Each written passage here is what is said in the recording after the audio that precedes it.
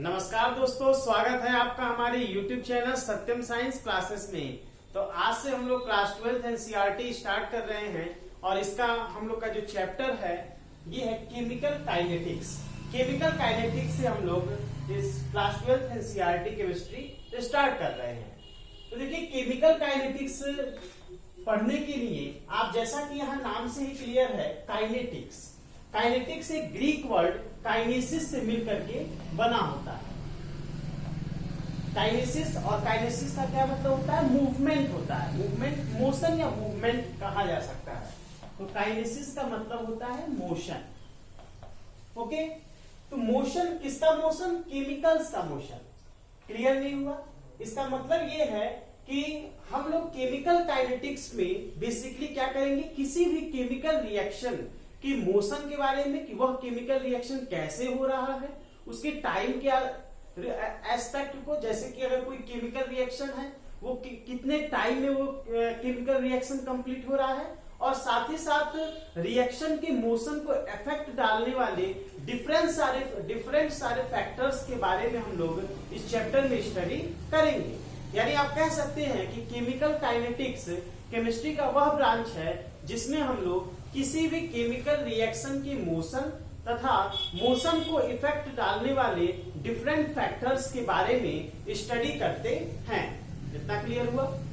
Okay, देखिए, chemical kinetics को और बेहतरीन तरीके से समझने के लिए आप एक रिएक्शन कंसीडर करिए। लेट अस कंसीडर एक रिएक्शन इस तरह हो रही है कुछ A प्लस बी, ये दोनों A और B हमारे रिएक्टेंट हैं। ये आपस में मिल करके और प्रोडक्ट CD का फॉर्मेशन कर रहे हैं।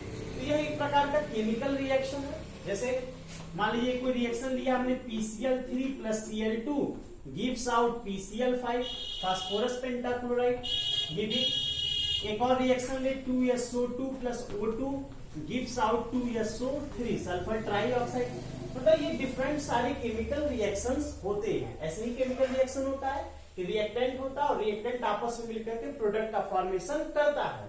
तो लेकिन किसी भी केमिकल रिएक्शन के जितने भी एस्पेक्ट्स होते हैं, फिजिकल एस्पेक्ट्स, इन सबको पढ़ने के लिए, इनकी स्टडी करने के लिए केमिस्ट्री में, फिजिकल केमिस्ट्री में कोई ना कोई एक ब्रांच रखा गया है।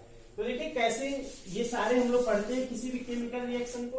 देखिए, सबसे पहले कोई भी केमिकल रिएक्शन अगर हम यहाँ पे लिखते हैं तो हम पहले ये पता करने की कोशिश करते हैं कि क्या वह केमिकल रिएक्शन पॉसिबल है। मतलब ऐसा नहीं है कि कोई भी दो रिएक्टेंट आपस में मिलेगा और प्रोडक्ट का फॉर्मेशन कर देगा, ऐसा नहीं होता है। इसके लिए क्या करते हैं, कुछ जो भी रिएक्शन पॉसिबल होते हैं केवल हम उन्हीं रिएक्शंस के बारे में पूरा स्टडी करते हैं। तो किसी भी रिएक्शन की पॉसिबिलिटी पता करने के लिए, साथ ही साथ क्या यह रिएक्शन खुद होगा, मतलब इसमें ये स्पॉन्टेनियस नेचर का होगा या नॉन स्पॉन्टेनियस नेचर का होगा, तो ये सब पता करने के लिए हम लोग फिजिकल केमिस्ट्री के जिस ब्रांच की स्टडी करते हैं उसे हम कहते हैं केमिकल थर्मोडायनेमिक्स। यानी केमिकल थर्मोडायनेमिक्स का स्टडी क्यों करते हैं कि किसी भी रिएक्शन की पॉसिबिलिटी तथा स्पॉन्टेनिटी को चेक करने के लिए कि क्या कोई भी केमिकल रिएक्शन पॉसिबल है या नहीं है। तो यानी इसका स्टडी, ये रिएक्शन पॉसिबल है, इसकी स्पॉन्टेनिटी के लिए, स्पॉन्टेनिटी ऑफ रिएक्शन, ये चेक करने के लिए हम लोग किसका यूज करेंगे? Chemical thermodynamics. Chemical thermodynamics.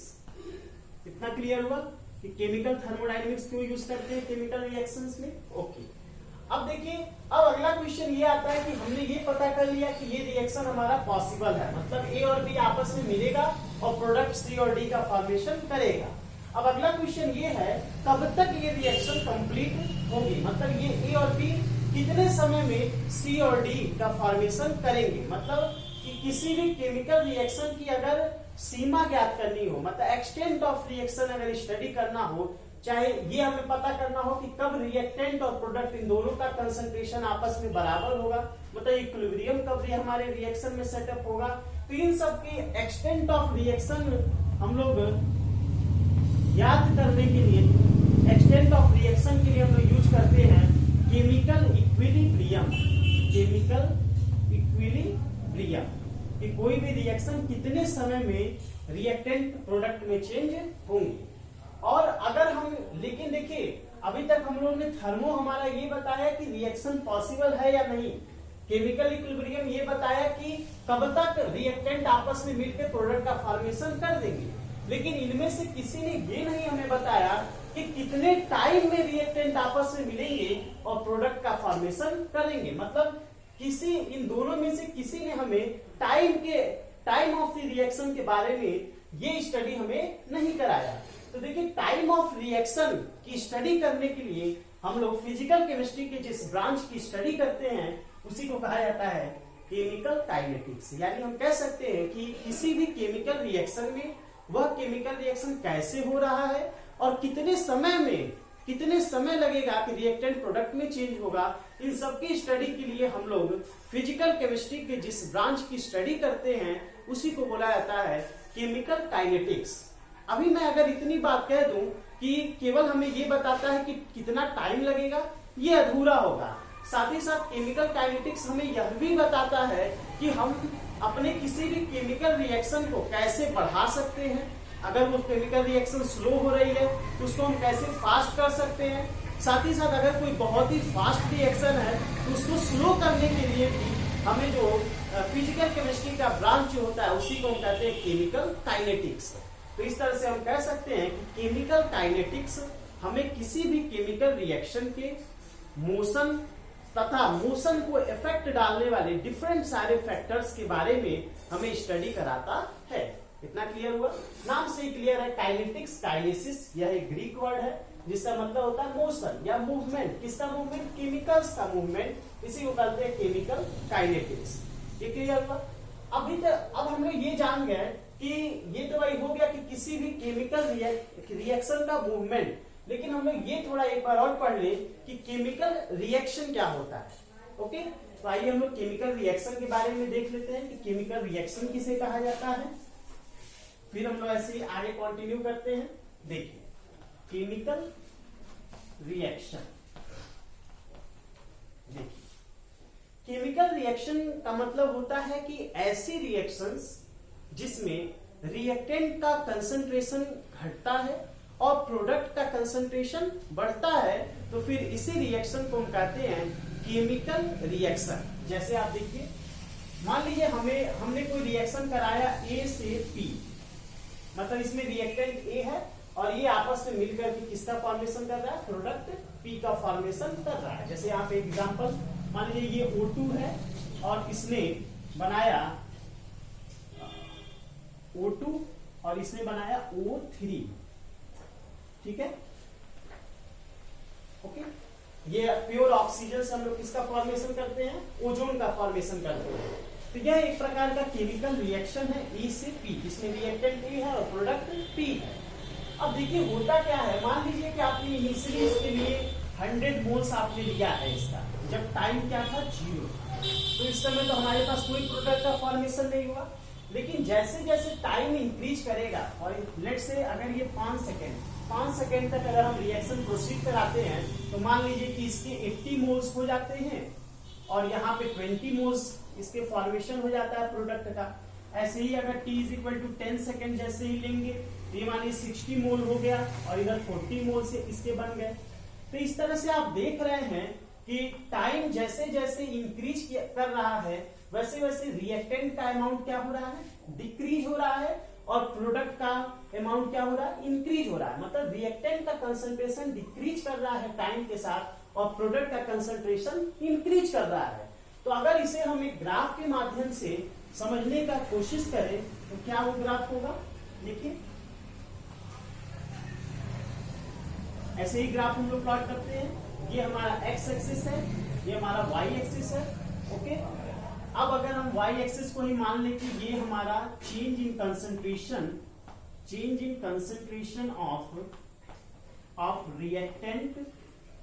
Reactant और प्रोडक्ट और विथ रिस्पेक्ट टू टाइम के साथ हमें हमारा ये कंसंट्रेशन का चेंज दिखा रहा है। तो आपने क्या पढ़ा?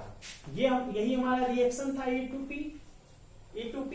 तो इसमें क्या था? रिएक्टेंट का अमाउंट डिक्रीज कर रहा था और प्रोडक्ट का जो अमाउंट है वो इंक्रीज कर रहा था। तो अगर हम मान के चले कि ये हमारा रिएक्टेंट है, यहाँ पे मान लीजिए 100% इस समय रिएक्टेंट है, ये टाइम 0 है, तो अब जैसे जैसे टाइम इंक्रीज हो रहा है वैसे वैसे रिएक्टेंट का कंसंट्रेशन डिक्रीज हो रहा है। तो देखिए टाइम जैसे जैसे यहाँ पे बढ़ेगा वैसे वैसे रिएक्टेंट का अमाउंट क्या करेगा, डिक्रीज करना शुरू होगा। और ये लगभग में 0 तो मैं नहीं, लेकिन फिर भी टेंडिंग टू 0 टेंड करते हुए यहाँ पे दिखाया जा रहा है। तो देखिए यहाँ पे रिएक्टेंट का कंसंट्रेशन डिक्रीज कर रहा है, ये हमारा रिएक्टेंट हुआ। ओके, और साथ ही साथ केमिकल रिएक्शन में आपने क्या पढ़ा कि रिएक्टेंट का कंसंट्रेशन डिक्रीज करेगा तो प्रोडक्ट का कंसंट्रेशन इंक्रीज करेगा। तो देखिए जैसे जैसे टाइम अगर बढ़ाया जाए तो अगर ये हमारा प्रोडक्ट है, इनिशियली T इक्वल टू 0 पे 0 मोल यहाँ फॉर्मेशन है, और जैसे जैसे टाइम इंक्रीज कर रहा है प्रोडक्ट का फॉर्मेशन हो रहा है, मतलब ये प्रोडक्ट का कंसंट्रेशन इंक्रीज कर रहा है, ये हमारा प्रोडक्ट है, प्रोडक्ट। ओके, तो आपने देखा कि टाइम के साथ रिएक्टेंट का कंसंट्रेशन डिक्रीज किया और टाइम के बढ़ने के साथ प्रोडक्ट का कंसंट्रेशन इंक्रीज किया, तो फिर इसी को हम कहते हैं केमिकल रिएक्शन। केमिकल रिएक्शन मतलब आपने पढ़ लिया कि केमिकल रिएक्शन ऐसी रिएक्शन होती है जिसमें रिएक्टेंट का कंसंट्रेशन डिक्रीज करता है और प्रोडक्ट का कंसंट्रेशन इंक्रीज करता है, तो इसी को हम कहते हैं केमिकल रिएक्शन। ओके, अब केमिकल रिएक्शन को, केमिकल काइनेटिक्स को और अच्छे तरीके से समझने के लिए हम एक और एग्जांपल लेते हैं। जैसे आपने पढ़ा होगा कि डायमंड का ग्रेफाइट में ट्रांसफॉर्मेशन, डायमंड का ग्रेफाइट में ट्रांसफॉर्मेशन। ओके, ये डायमंड ग्रेफाइट में चेंज होता है, ये हमें कैसे पता चलता है, केमिकल थर्मोडायनेमिक्स में। क्योंकि केमिकल थर्मोडायनेमिक्स हमें क्या बताता है, किसी भी रिएक्शन की पॉसिबिलिटी, और साथ ही साथ यह भी बताता है कि क्या वह रिएक्शन स्पॉन्टेनियस है, मतलब खुद होगा, या फिर उसे कराने के लिए हमें अलग से हीट देनी पड़ेगी। तो ये तो हमें केमिकल थर्मोडायनेमिक्स ने बता दिया कि हाँ ठीक है, डायमंड ग्रेफाइट में ट्रांसफॉर्म हो सकता है। लेकिन अब हमारे सामने क्वेश्चन ये आता है कि इसका रेट क्या होगा, रेट मतलब टाइम के साथ ये कैसे चेंज होगा। तो आप जानते हैं कि डायमंड ग्रेफाइट में क्या होता है, बहुत ही स्लोली बहुत ही धीरे धीरे इसका ट्रांसफॉर्मेशन होता है, और इतना धीरे होता है कि हम लगभग में मानकर ही चलते हैं कि डायमंड के ही फॉर्म में रहता है। तो वास्तव में तो इसका ट्रांसफॉर्मेशन होता है, लेकिन काइनेटिक्स की स्टडी से पता चलता है कि ये रिएक्शन बहुत ही स्लो है, इसलिए हम कह देते हैं कि डायमंड के ही फॉर्म में होता है।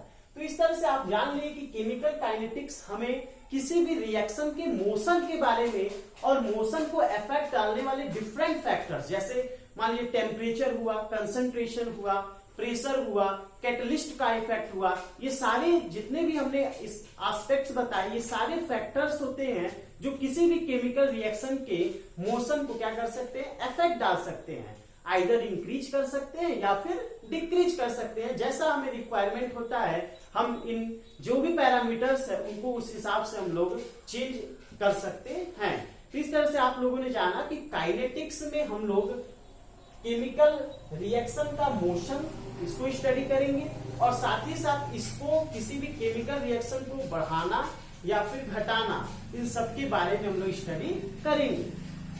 ओके, तो अभी तक आपके 2 क्वेश्चन तैयार हो चुके हैं।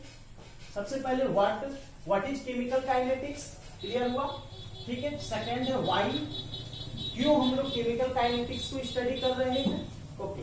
और थर्ड हमारा एक क्वेश्चन है हाउ, कि केमिकल काइनेटिक्स को कैसे हम लोग पढ़ाया जाएगा, मतलब केमिकल काइनेटिक्स को स्टार्ट कैसे करेंगे। तो देखिए केमिकल काइनेटिक्स को स्टार्ट हम करते हैं रेट से। रेट से हम लोग केमिकल काइनेटिक्स को पढ़ा जाता है। कि हमने कह दिया कि ए और ए टू पी ये कोई रिएक्शन है, और इस रिएक्शन को हमने कह दिया 50 मिनट्स में कंप्लीट हुआ। ये रिएक्शन कैसे हुआ, इसको स्टडी करने के लिए हम लोग केमिकल काइनेटिक्स स्टडी करेंगे, और वो कैसे पढ़ेंगे, तो रेट से हम लोग पढ़ना शुरू करेंगे। तो हम लोग का जो अगला लेक्चर होगा उसमें हम लोग रेट के बारे में स्टडी करेंगे। तब तक के लिए आप सभी का धन्यवाद।